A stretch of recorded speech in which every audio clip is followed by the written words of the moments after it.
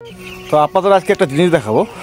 এই যে আমার খামারে, হ্যাঁ, তো এই যে রাতের জলে এই যে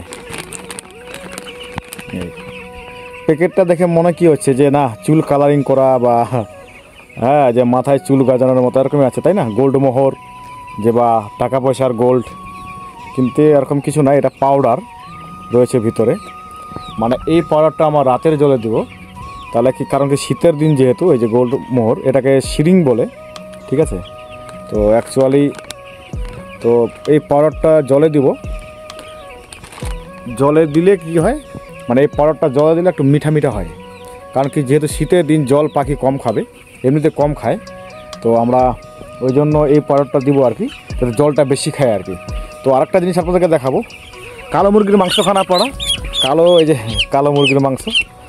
তো এই যে কালো মুরগি, এটা প্রায় 2000-2500 পোলট্রিতে একটা দুইটা আসে আর কি।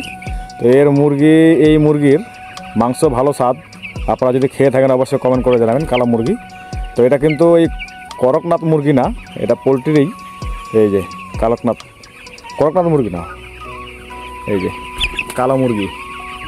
এই যে আমার খামার।